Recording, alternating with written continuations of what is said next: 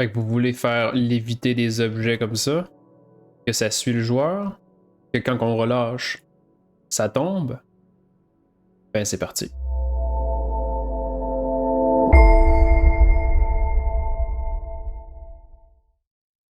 En premier, vous allez avoir besoin de créer une interface. Si vous utilisez le projet par défaut dans le template, il y en a déjà une de créer qui s'appelle BPY Interact. Autrement, on peut en créer une nouvelle en passant par Blueprint et envoyer une nouvelle Blueprint Interface.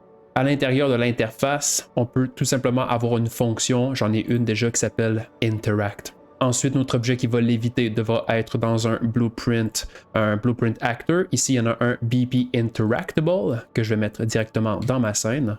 Si je l'ouvre, pas grand chose de spécial, simplement un static mesh, point light et particles que je n'utiliserai pas pour l'exemple. Et le plaisir, il commence dans le event graph. Je m'assure d'implémenter mon interface en passant par le class settings. Alors ici, moi, je l'ai déjà implémenté BPY Interact, ce qui veut dire que maintenant, dans mes interfaces, mon event interact, je vais l'implémenter. Clic droit, implement event. Donc, quand que je vais interagir pour tester, je vais faire un print, string, hello. Et maintenant, je dois aller dans le blueprint du joueur. BP player. Encore ici, class settings. Je m'assure d'avoir implémenté mon interface. Ici, c'est fait. Et dans mon line trace, je vais tracer maintenant une ligne rouge et ce qui va être frappé par mon line trace, je vais vouloir envoyer mon event interact. Si jamais l'acteur que j'ai frappé implémente une interface, does implement interface, quelle interface BPY interact, alors ça, si c'est vrai, on envoie dans un branch. Si jamais j'implémente l'interface interact, alors à partir de mon hit actor, je pourrais faire interact message true. Compile. Ici, tout est en place. Si je fais play et que je fais mon sort secondaire, hello, hello, hello, hello. Fait que ça marche. Maintenant, pour l'effet de lévitation, print string, terminé. Aussitôt que je vais interagir avec mon objet, je vais vouloir simuler la physique et désactiver la gravité pour commencer à faire flotter mon static mesh. À partir de mon static mesh ici, je l'envoie en référence. Je pourrais faire set simulate physics, set simulate physics à true, et également set enable gravity. Et la gravité, on met ça à off. Maintenant, en mode play, j'interagis, on n'a rien qui se passe, on a l'impression, mais si on pousse Suzanne, il n'y a plus de gravité, puis Suzanne flotte. Bon, ça progresse. Maintenant, Suzanne flotte, mais je dois créer une attache dans l'espace pour pouvoir draguer avec moi les objets qui l'évitent. Et ça, je vais devoir ajouter un scene component qui va me servir un peu d'un empty, d'un objet qui est nul, un null object. Ici, je vais faire un add component by class. Class quoi? Je vais envoyer un scene component, ça va me servir de empty. Et pour son transform, je vais lui dire de prendre le transform du static mesh relatif, make relative transform, relatif à l'acteur qui contient Suzanne, le static mesh. Get actor transform. Suzanne, son static mesh ici, je ferai get relative transform. On envoie ça ici. Et ça, relative transform. Je pourrais ensuite promouvoir mon empty pour pouvoir y accéder plus tard. Promote to variable. Ça va être mon null object. On pourrait le renommer null object et on continue. Maintenant, je dois attacher le empty au joueur pour que le empty suive les mouvements. Et plus tard, Suzanne va suivre le empty pour pouvoir se guider comme si on possédait un peu les objets qui l'évitent. Alors ici, mon null object, je ferai attach component to component. Mon null object, c'est le target. Le parent, ça va être sur le joueur. Get player character. Et à partir du get player character, j'irai chercher le component de ma scène. Get component by class. Classe quoi? Classe scène ici. Ça va pouvoir aller dans mon parent. Et pour les transforms, je vais changer tout relatif à keep world. Voilà. Pour tester si ça fonctionne, on peut faire l'équivalent d'un print string mais avec des géométries. Alors draw debug sphere. L'origine de mon debug sphere sera alors mon null object get location, get world location ici. duration 1 seconde, en mode play. Voilà, la sphère est au centre de Suzanne, donc mon component, mon empty est au bon endroit. Maintenant que mon empty est en place, je vais envoyer des mouvements de lévitation sur Suzanne parce que là, elle ne fait que flotter. Je veux qu'elle lève vers le haut avec une petite rotation aléatoire.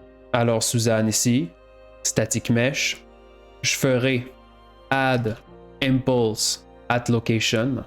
On pourra mettre ça ici. Quel va être l'endroit? Ça va être la position de static mesh en mode world, get world location sur Suzanne, ici.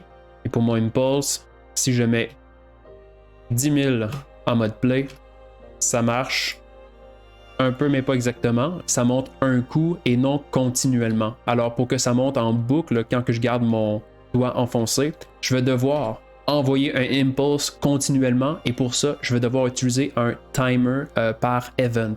Je vais envoyer ça de côté. Juste avant, à la suite, je ferai un set timer by event et ça va me permettre d'exécuter un code en boucle. Alors, looping et le code sera exécuté à chaque centième de seconde. Ce timer, je le mettrai dans une variable pour pouvoir y accéder tout à l'heure. Timer. Et maintenant, mon event, je ferai ici custom event et mon event s'appellera add impulse. Ici, j'enverrai mon add impulse dans le impulse at location. 10 000, ça sera beaucoup trop. Je le baisserai à 100. Et maintenant, je garde enfoncé et ça fonctionne. Comme ça, on monte graduellement. Si je continue avec maintenant une petite rotation aléatoire pour plus de mouvement, j'enverrai encore mon static mesh et je ferai add angular impulse in degrees. Et pour mon impulse, pour avoir un truc random, j'irai chercher un random unit vector pour me donner un vecteur entre 0 et 1 de façon random sur mon X, sur mon Y et mon Z. Juste pour le contrôle, je pourrais multiplier par un float pour déterminer ma force globale. À 1, j'active Velocity Change, autrement on n'aura pas d'effet. Et là, on a un petit mouvement. C'est peut-être pas idéal pour ce setup-là parce que ça peut causer du jitter, mais honnêtement, je pense que c'est correct.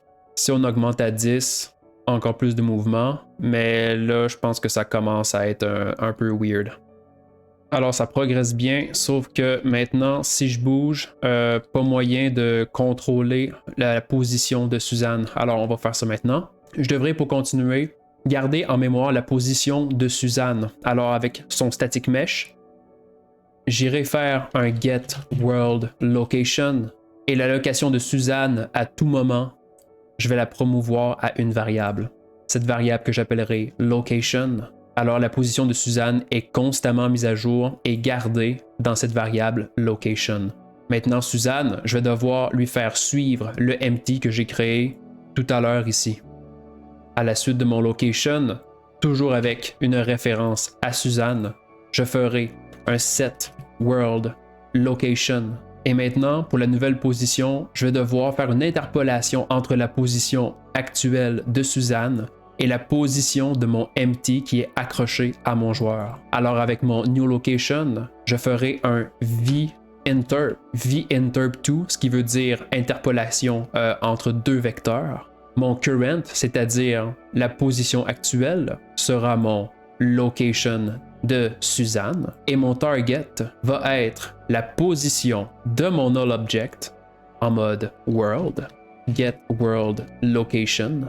Et ici, il y a seulement la position en X et Y qui m'intéresse. Je ne veux pas m'occuper du Z parce que je veux que le Z reste libre pour que Suzanne puisse léviter dans les airs. Alors, avec un clic droit sur mon return value, je ferai un split struct pin pour accéder aux X, Y et Z. Et à partir de là, je pourrais faire make vector pour recombiner en vecteur. Mon Y sera ici aussi. Mais maintenant pour mon Z, je vais lui dire d'aller prendre le location de Suzanne. Et son location, encore une fois, je ferai un split struct pin pour garder le Z de Suzanne intact. Et celui-là, j'enverrai dans mon target. J'ai maintenant besoin du temps pour interpoler entre les deux valeurs. Alors ici, delta time, je vais aller chercher get world delta seconds. Et je terminerai par déterminer l'interpolation. Je mettrai 1.